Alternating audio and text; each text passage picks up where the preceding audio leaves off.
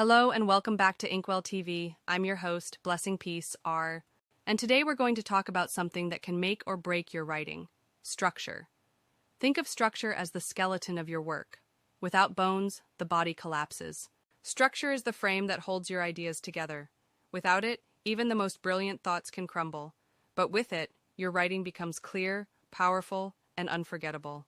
It's the invisible map that helps them move from the beginning, through the middle, to the end, without confusion. In essays or articles, structure might follow the pattern: introduction, main arguments with evidence, and conclusion. In poetry, structure could be rhythm, repetition, or stanzas that shape meaning.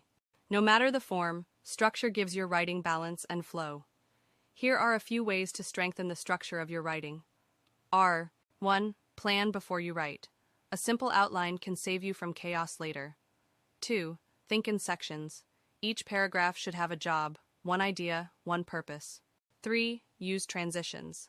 Words like however, because, and finally act like bridges between ideas.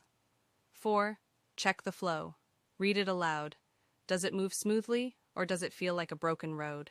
So, whether you're writing a story, an article, or even a poem, remember this: great writing isn't just what you say, it's how you arrange it.